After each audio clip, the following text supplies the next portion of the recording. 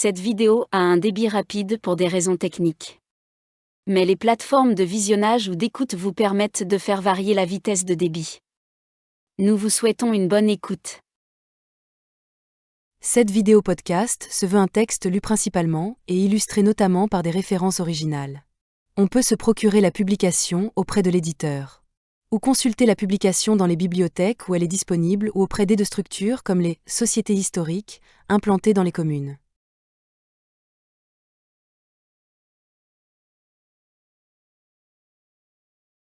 Clichy-sous-Bois. Cahier des remontrances, plaintes et doléances des habitants de la paroisse de Clichy-en-Launois, de la prévôté et vicomté de Paris, assemblée le 14 avril par l'ordre de Sa Majesté, et en conséquence de l'ordonnance de Monsieur le Prévôt de Paris. Les habitants de Clichy-en-Launois, pénétrés de respect et de reconnaissance pour les vœux paternels et bienfaisants du roi, après avoir mûrement réfléchi sur ce qui peut, dans ce moment-ci, intéresser la religion, l'État et l'humanité, et contribuer à la splendeur de la nation, adressent avec confiance à Sa Majesté et à l'auguste Assemblée des États généraux les vœux que leur cœur a formés, depuis l'instant heureux où le roi a bien voulu leur permettre de lui confier, avec toute la soumission, de fidèles sujets, leurs plaintes, doléances et remontrances. Article 1. Leur premier vœu les engage à prier le roi et l'Assemblée de la nation de prendre les moyens les plus efficaces et les plus prompts pour la fixation d'un prix modique à une denrée de la première nécessité, le blé et le pain, et s'il est possible, celui de la viande, le pauvre journalier étant dans l'impossibilité, malgré ses sueurs et son travail, d'atteindre à un si haut prix, et que les fermes soient réduites chacune à 300 arpents. Article 2. Un second vœu serait la diminution des droits sur les vins, et la jouissance que Sa Majesté accorde dans tous les temps aux pays vignobles d'une certaine quantité de vin exempt de tout droit, en faveur des vignerons, ce qui n'est point exécuté dans le petit vignoble, et que cette faveur s'étende aussi sur les marchands de vin en détail. Article 3. Un troisième vœu leur fait désirer l'égalité de prix pour le sel par tout le royaume, conformément aux vœux de Sa Majesté. Article 4.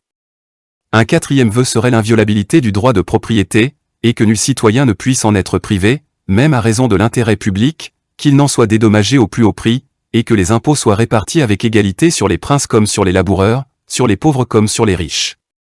Article 5. Lesdits habitants désireraient la suppression et abolition de tous les droits et règlements des capitaineries des chasses, et la destruction du gibier qui, surtout dans le voisinage des bois, et entre autres le nôtre, qui en est entouré, dévaste entièrement les récoltes de toute espèce et même les jardins, ce qui oblige les cultivateurs à passer les jours et les nuits d'une bonne partie de l'année à la garde de ce gibier, et en outre aux dits cultivateurs la faculté de payer avec exactitude les charges de l'État. Article 6. Ils souhaiteraient ardemment la réformation du Code des lois, concernant la justice tant au civil qu'au criminel, et que chacun fût jugé dans son pays, et le plus promptement que faire se pourrait. Article 7. Un autre vœu des susdits habitants serait qu'il se trouvât quelque moyen d'assurer la subsistance des vieillards infirmes, des orphelins, des pauvres, qui sont hommes et citoyens, et qui semblent avoir quelque droit à la bienfaisance de leur nation. Enfin, remplis de confiance dans la sagesse et l'équité du monarque bienfaisant et de l'illustre Assemblée des États généraux, leur vœu serait que les pasteurs du second ordre, qui sont destinés à faire le bonheur et la consolation des campagnes, puissent obtenir d'être dotés d'une manière décente et convenable, qui les mette en état de donner à leurs paroissiens les secours dont ils pourraient avoir besoin. Tout ce que dessus a été rédigé par lesdits habitants de la dite paroisse, lesdits jours et en que diet, lesquels ont signé. J.L. Dommage, Mignot, syndic, Étienne Laurent, Chibou, Delair, Guilleminot, procureur fiscal, Aubert, inspecteur de police pour SAS, maire-duc d'Angoulême, Canard, Étieux, greffier. Nota.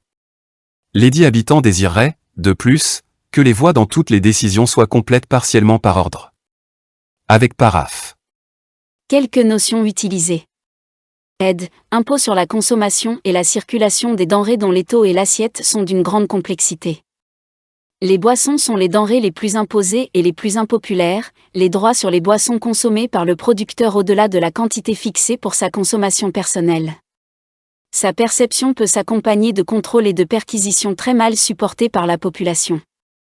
Bénéfices, charges ecclésiastiques, on distingue les bénéfices majeurs, attribués par le roi, rente, fermage, et les bénéfices mineurs, dont les titulaires sont choisis par concours ou par des patrons, laïcs ou ecclésiastiques. Beaucoup sont donnés à des laïcs à charge pour eux de trouver un desservant et de l'entretenir, portion congrue, appelée gros du curé. Capitation, impôt direct créé par Louis XIV en 1695, au XVIIIe siècle, le clergé et la noblesse obtiennent divers adoucissements, la capitation est essentiellement payée par le tiers-état. Casuel, redevance payée au clergé à l'occasion de cérémonies religieuses, baptême, mariage, enterrement, messe, variable en nombre et en prix. Les fidèles répugnent à payer le casuel en plus de la dîme, beaucoup de prêtres non titulaires de bénéfices reversent une partie des dîmes aux bénéficiaires sous forme de portions congrues. Champart, redevance en nature levée par le seigneur sur certaines terres, avec la dîme, la principale redevance en nature. Colombier, droit d'avoir un colombier et des pigeons, généralement réservés aux seigneurs aux justiciers. Les particuliers ne peuvent avoir que des pigeons en simple volière semi-domestique. Les cahiers de doléances se plaignent des dégâts causés par les pigeons aux récoltes. Corvée, obligation d'effectuer, pour le compte du roi ou d'un seigneur, des travaux d'entretien ou de construction, généralement sur les voies de communication.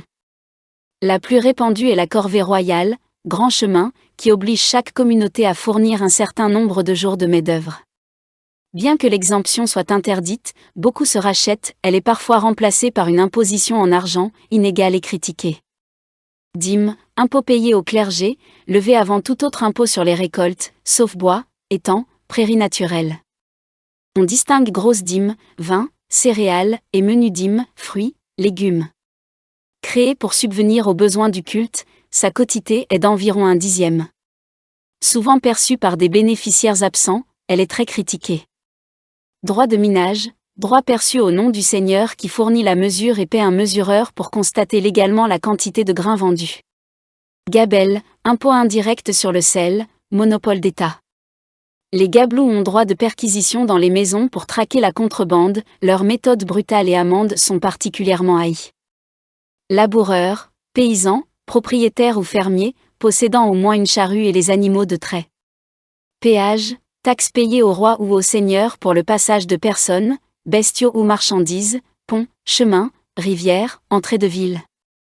Plaisir de sa majesté ou du roi, désigne habituellement la chasse royale, on dit aussi, plaisir de chasse. Regratier, vendeur de sel au détail, achète ce droit aux fermiers des gabelles.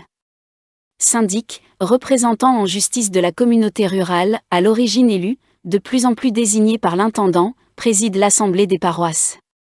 Taille, impôt direct depuis 1439, roturier par excellence, attaché à la personne du roturier selon ses revenus estimés, exempte noblesse, clergé et nombreux officiers bourgeois.